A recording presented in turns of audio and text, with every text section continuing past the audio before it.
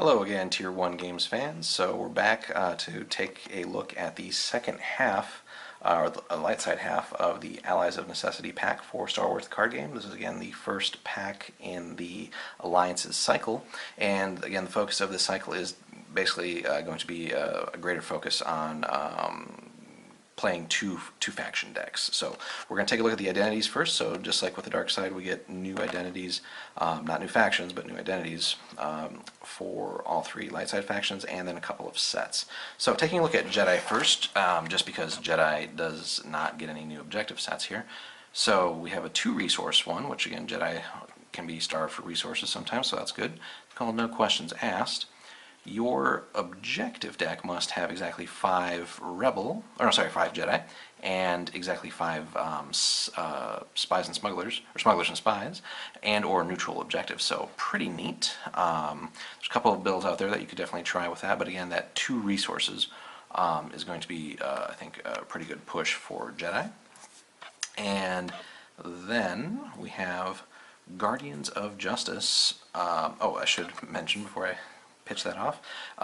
So the 2 resources, but starting reserve is the normal 6 there. Okay, so the other Jedi one here, Guardians of Justice again, starting reserve of 7, that's cool.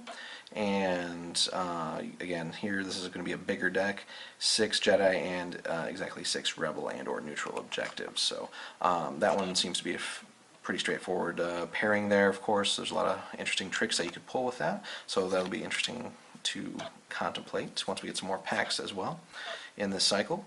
Moving on to the other 2, though, this is where the objective sets are for this chapter pack. So we'll start with Rebel Alliance here.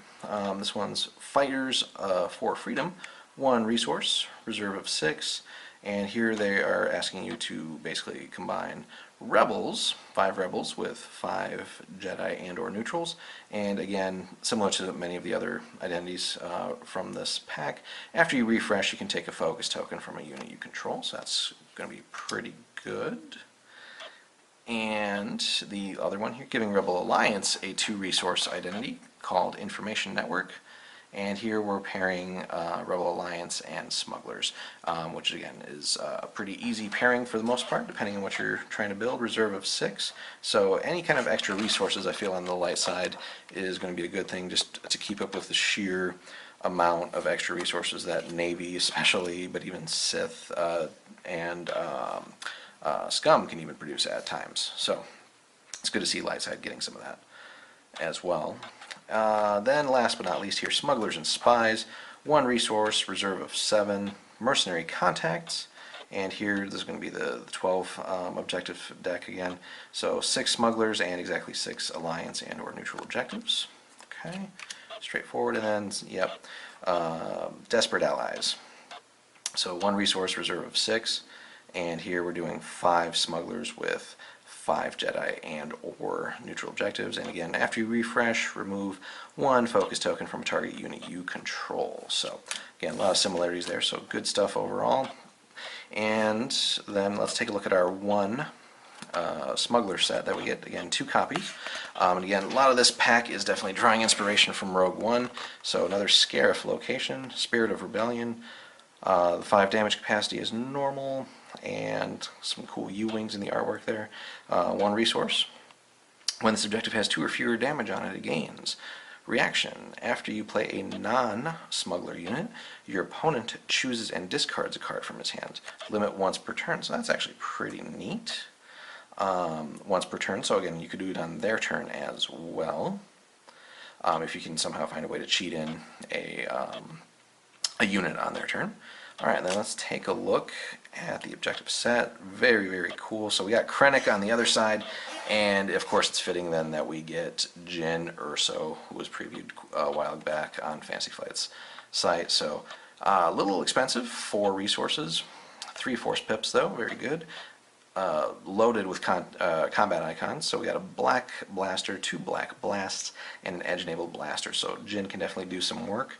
3 damage capacity, she's a character and a spy, she's elite as you might expect, and she's kind of a toolbox here, so while this unit is attacking, it gains reaction. After the first other Jedi unit resolves a strike during this engagement, draw 2 cards. That's fantastic. And then her other reaction. After the first other Alliance unit resolves a strike during this engagement, remove all focus tokens from that unit. So that's immediately got me thinking of the newer Han, Rebel Han from, I think, the Endor cycle. You could probably pull some cool shenanigans with him to get him attacking multiple times. So really, depending on which identity you choose, whether you're playing out of Smugglers and Spies or out of any of the other combinations here, this can, of course, then determine what her overall effect is going to be. But Jyn seems really good here for the Smugglers for sure. Okay. And I mean, no matter what you're really playing her objective set with, you're definitely going to want to make use of some other out of faction units to really get the most mileage out of her. Alright, then we get a Crafty Smuggler, 2-cost neutral card, 2 force pips, which seems pretty good. Entirely edge-enabled combat icons there. Reaction, after the force phase begins, remove a focus token from him. So that's actually pretty neat. So you could swing with him, commit, and have that come off and actually have him be useful in the force phase. And he can take 2 damage, so that's not bad at all. Okay. Then the next card we get is called Necessary Alliances, 2 cost and 1 pip, and it is a connection, so it's going to provide us a resource, and it's going to enhance your play area and provide influence. So not bad, similar to one of the other dark side cards. Here's a pretty neat one though. 1 cost, and this is an event, and 2 force pips. Looks like somebody's about to snipe some Imperials there. And it's a tactic, keyword action. During an engagement, a target non-participating enemy character unit can be damaged by unit damage icons from units you control participating in this engagement. So let me check that again. Yeah. So essentially, seems like a way to get just target people that are not in combat, that are hiding, that they're not blocking with. So basically targeted strike, I think, as an event here. So really neat. And then to round out the set, another Allies of Necessity. So this is just the same thing as the dark side version from our other video. So, but basically you can tweak 2 of your participating units to either give one a blaster and the other one a blast. So pretty neat overall. 2 force pips again on that. So overall, pretty good set. Definitely got the Smuggler and Spies theme working there. Would have, I think, been neat to maybe see an extra Crafty Smuggler in here. But overall, Jyn is very strong. So I think the key is really going to be when it comes to deck building, how much can you take advantage of these other abilities that Jyn really provides. And again, if you check here, right, it doesn't say once per turn, limit once per turn or anything like that. So if you can find a way to play multiple units a turn here, you can get, well, not just play multiple units, but swing with multiple units in combat here, really take advantage of that. So, so especially here, I think with Jedi, if you can swing with multiple Jedi, you should be able to push through and win edge battles, and then after they strike, you can fill your hand back up. So that maybe, depending on what you're able to do,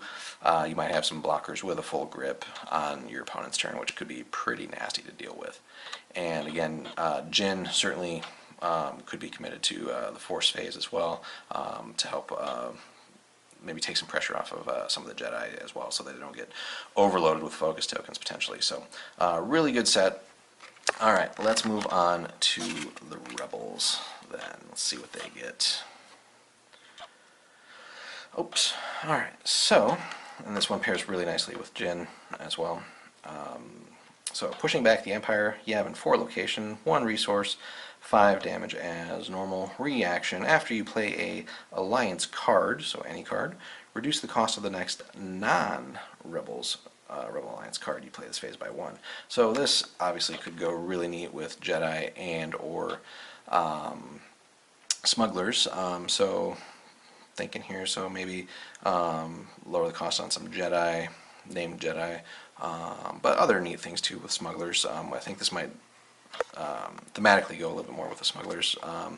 So you could lower the cost on Han, Falcons, stuff like that. So, but let's take a look at what else is in here. So again, there's just a whole lot of new thinking that has to go into deck building with these, even with this first pack, and these new identity cards. So we got Jin, we got Krennic on the dark side. So now we get Captain, Cassian, and/or 4 cost, 3 force pips as well. He can take 3 damage. He's a character and a leader. And again, he's just stacked on combat icons. 2 black blasters, a black blast, and an edge-enabled tactics. And again, really neat little artwork there. And elite, as you might expect as well. Reaction: after he is focused to strike, remove a focus token from a non-rebel unit. So limit once per turn on that, however. So you could, that's really flavorful, I think, with if you got him and Jin working together, so he can kind of keep her going, and she can buff him with her reactions and so on if he gets to strike in combat. So that's really neat. All right, then we get a Rebel Saboteur, character trooper. Really cool artwork there, seemingly also from Battle Scarif. 2 cost, 1 force pip only. Decent combat icons again, black blaster and a edge-enabled blast. However, we get shielding, which is awesome. Interrupt: when an opponent triggers an ability on an in-faction card he controls, spend 1 resource and discard this unit from your hand to cancel that. So that's a neat little trick, and they can take 2 damage as well if they're actually out on the board. Alright, and we get a second Rebel Saboteur, so we don't need to repeat there. So if we played both sets, of course 4 Rebel Saboteurs would be pretty neat, I think. Then we get an event: Teamwork, 1 cost, 1 force pip. Reaction: after edge stacks are revealed, you gain +X force icons for your side for this edge battle. X is the number of different affiliations among cards you control. So, seemingly, of course, a lot of people are going to want to try out these new identities and at least play 2 or 3 of the different factions. I'm thinking neutral should count here as well. So you could definitely use that to sort of trick your opponents in the edge battles, make them think that you're not maybe pitching so much, or kind of psych them out, and then come in before the edge battle resolves and juice it up to make sure that you in fact win the edge battle. So that's pretty neat.